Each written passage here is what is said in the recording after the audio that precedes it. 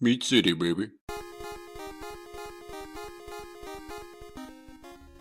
Hello and welcome back to Meat City Gaming. JD here with another episode of Kicking Aces here in World of Tanks.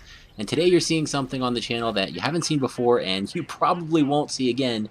This is a replay featuring the T28 Prototype. This is an American Tier 8 tank destroyer. It has a turret. It's not fully traversable. Basically, this is a tank that's everything opposite to what I usually like to play in World of Tanks. I like fast, mobile tanks that are flexible, mediums that can take advantage of multiple situations, and you can find their strength and put them to use. And this tank is not that. It is big and slow, it lumbers, it is not maneuverable. The turret, as I said, does not go all the way around. It has a nice turret arc. It's 270 degrees, so it can turn to anywhere except for the rear 90 degrees of the tank. But it's not fun to drive for me. If you're the type of person that likes to dig in, defend a position, and hold the line, then this might be a great tank for you. The reason I'm playing it is I want to get to the T110E4. That's a different tank, a tank destroyer. I thought I wanted to try to pursue something a little different, but to get there, you've got to go through this tank.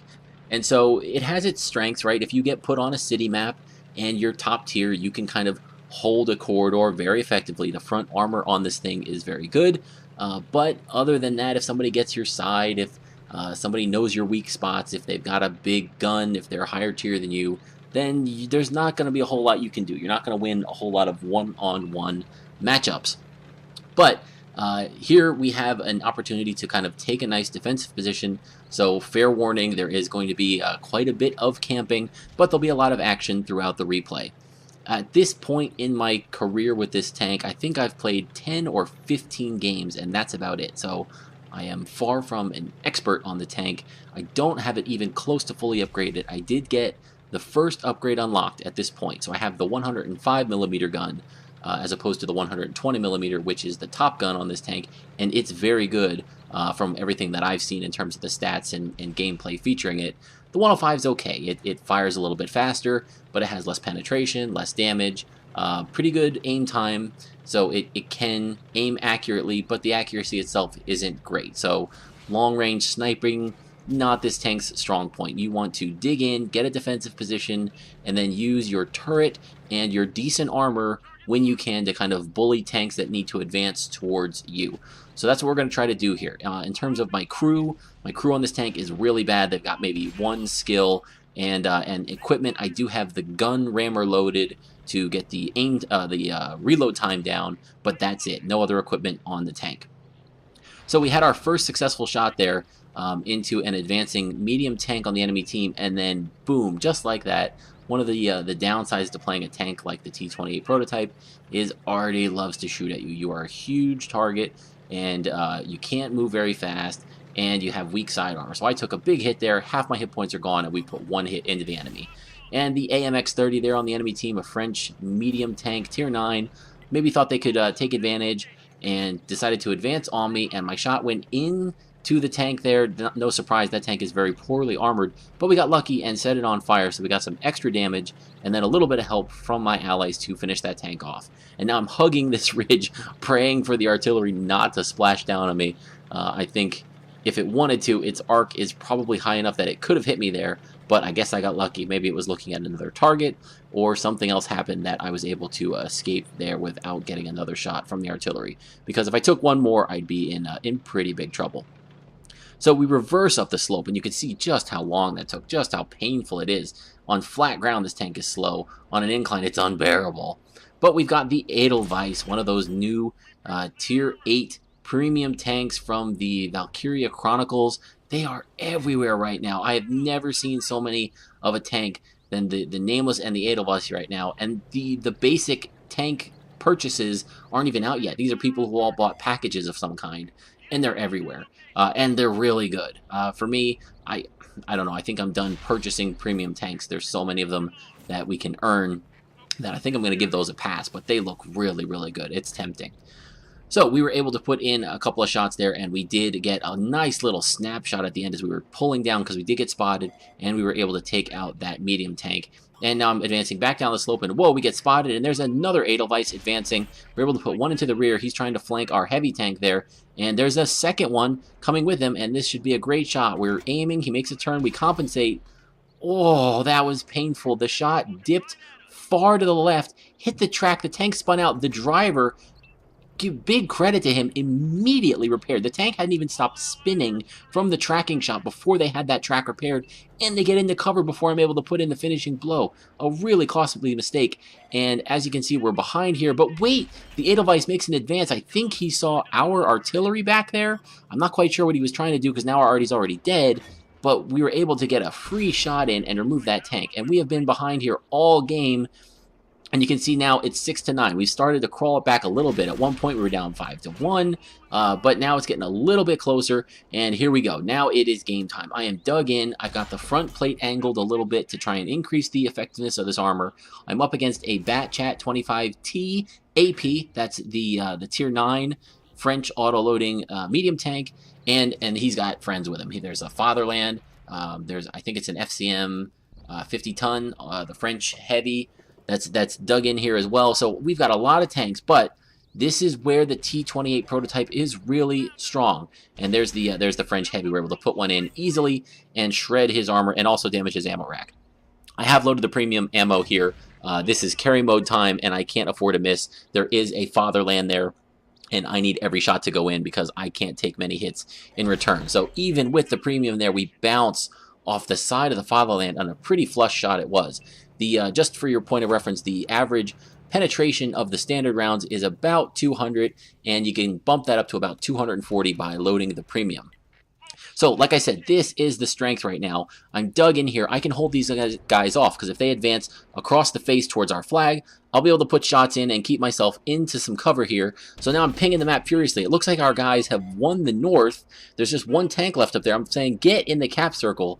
If you can get in the cap circle and start the timer, it's going to force these guys that are dug in here to have to move. They're either going to have to go back and defend their base or advance to try and get into our cap. And then I can do something. Then I can start to really work on these guys rather than just have them poke out and every once in a while be able to put a hit in. But there is now there is a tank destroyer also back in the enemy base, so those guys have their hands full. You can see we're still way down in terms of the number of tanks here, so they need to play cautiously. We cannot lose any tanks here, and so I back up again. I'm trying to see if I can help these guys out, and no, the Borsig was there, but not within my line of sight, and fortunately it got taken out. So we close the gap. Now it's 9-10. It's really, really close, and our guys get in the cap circle. So this is great.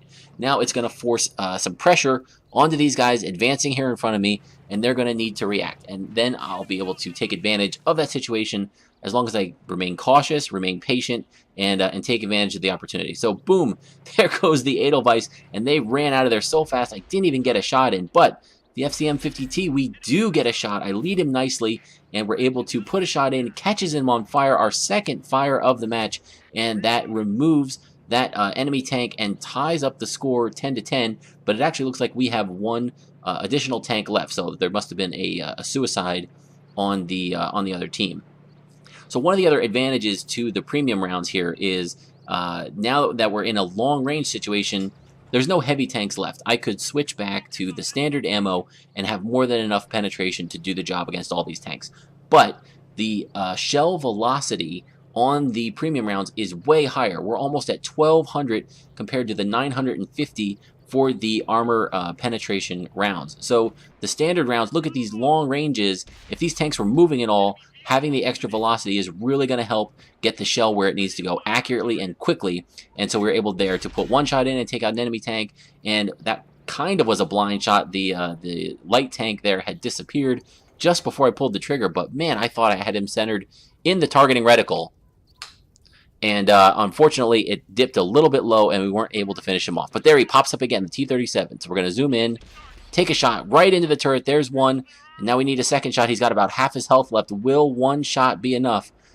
300 average damage. Yes, we rolled just over for 301, and that's enough to take out the T37. And now there's just a Panther left. My allies were able to take out the other tank flanking them. Unfortunately, it's just one tank destroyer facing off against that Panther, and there's not much I can do to go help this guy right now. I am really, really slow, and the Panther is one of those tanks that can really chew up a T28 prototype if it gets the side and uses its mobility to get around. So I kind of wait to see how that fight goes. Thankfully, my ally was able to finish that one off, and we get a victory there when we were way down for most of that match. So that was great. And when we take a quick look at the post-game stats, we can see 5 kills, 4,288 damage, really, really nice. Another 600 assist, almost 500 damage blocked, and we secured the Ace Tanker Mastery Badge. I don't think I've ever earned an Ace Tanker in a tank that was as poorly upgraded as this one. Usually I'm, getting the top gun or the second to top package with a full crew, with lots of equipment to be able to pull off an Ace Tanker, but man, everything just kind of went right. And when it does in this tank, you can have some fun. Thankfully, the string theory op is going on right now, and boy, is that an opportunity to grind tanks that you don't have a lot of fun playing. So I've been trying to get a lot of experience in this tank, and I'll have a little video later, I believe, covering the string theory op in more detail. But taking a look at the team statistics there, 1,778 base XP, which is a really good game, but it's kind of low. You're not going to get an Ace Tanker putting up that XP in a tank like the Cromwell Knight or some other highly powered, successful tanks. I don't think a Type 59 would do it either. But so that goes to tell you the height of skill in this tank is a little bit lower. You can ace this one easier than some of the other tanks that are out there. So once again, that was 5 kills, just shy of 4,300 damage. Big shout out to my teammates, the team that pushed to the north. And I think the Tiger 2 was the guy who was dug in with me, Crackpot Star. I think he was the one with me. If he was, there was a heavy that was supporting me that whole time in that dug in fight. And they were doing a great job kind of helping me pin the enemy in place and prevent them from advancing. So big shout out to my teammates. They stuck in there. That flanking force to the north really, really pulled it off and did a nice job. And that helped us turn around a game that we were drastically behind in for most of the time.